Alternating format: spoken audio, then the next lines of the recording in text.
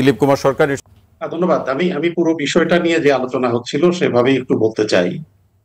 আমরা মনে করি যে আসলে আমাদের রাষ্ট্র পরিচালনার মূল দলিল সংবিধানে বলা আছে যে প্রজাতন্ত্রের সকল ক্ষমতার মালিক জনগণ।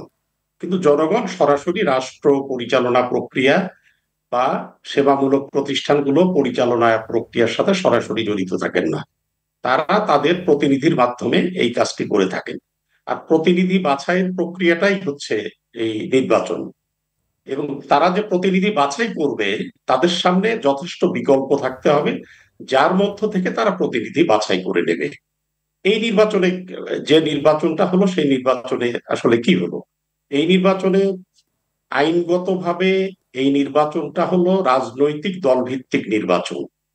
কিন্তু আওয়ামী লীগ আগে থেকেই ধারণা করেছিল, যেহেতু দ্বাদশ জাতীয় সংসদ নির্বাচন জি আমরা শুনছি, আপনি বলুন। আওয়ামী লীগ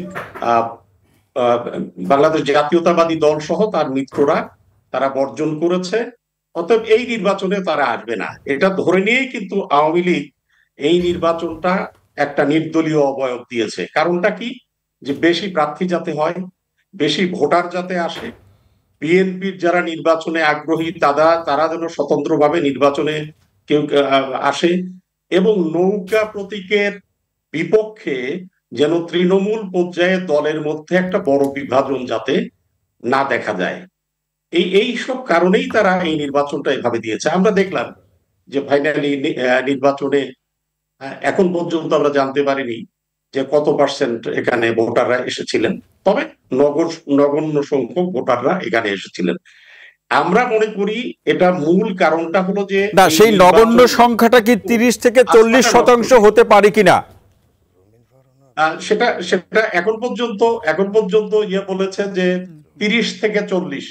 গত গত যে পঞ্চম উপজেলা পরিষদ নির্বাচন তখনও কিন্তু বিএনপি বর্জন করেছিল, সেবারের কিন্তু পার্সেন্টেজ ছিল 40.22%। তো এবার মনে হয় না যে অত পার্সেন্ট হওয়ার কথা, কেননা সারাদিন আমরা যেটা, তার মানে এখানে আমি আরেকটি প্রশ্ন, দিলীপ কুমার সরকার, আমার প্রশ্নটি হচ্ছে যে যেটা বিএনপি বলছে যে জাতীয় নির্বাচন বা স্থানীয় সরকার এর বিভিন্ন পর্যায়ে নির্বাচনগুলো যখন হয় তখন নির্বাচন কমিশন এমন একটি পার্সেন্টেজ বলে একটা মাঝামাঝি জায়গা থেকে, অর্থাৎ বিশ্বাসযোগ্য অবিশ্বাসযোগ্য এই একটা দোদুল্যমানতার মধ্যে রাখে, এমনটি কি মনে হয় আপনার কাছে? না, এখানে হয়তো আমরা তো শুধু লোকাল নির্বাচন কেন, জাতীয় নির্বাচনেও তো আমরা দেখেছি যে একটা পর্যায়ে গিয়ে যখন তারা পার্সেন্টেজ বলছিল যে 12টা পর্যন্ত কত, 3টা পর্যন্ত কত, 4টার সময় গিয়ে প্রথমে দেখা গেল যে 28%, পরে সেটা এক সময় গিয়ে 40 পার হলো, পরবর্তীতে দেখলাম যে 41.80%। তা সেটা সেটা আমরা দেখেছি। এখন এক্ষেত্রেও হয়তো কালকে বোঝা যাবে, কালকে নির্বাচন কমিশন সারা দেশের যখন তথ্যগুলো আসে তখন তারা নিশ্চয়ই একটা পার্সেন্টেজ তারা বলবেন। তবে আমরা মনে করি যে নির্বাচন ব্যবস্থার উপর মানুষের যেমন আস্থা নেই, আর নির্বাচনটা হয়েছে আওয়ামী লীগ বনাম আওয়ামী লীগ, সে কারণে ভোটারদের সামনে যথেষ্ট বিকল্প ছিল না। এই সব কারণে মানুষের অত আগ্রহ ছিল না এই ভোট কেন্দ্রে। মানে সেই জায়গাটি বলছেন যে আসলে আগ্রহের ব্যাপারগুলো নিয়ে অনেকগুলো কারণ অথবা প্রেক্ষাপটের জায়গাটি দেখছেন। দিলীপ কুমার সরকার, অসংখ্য ধন্যবাদ।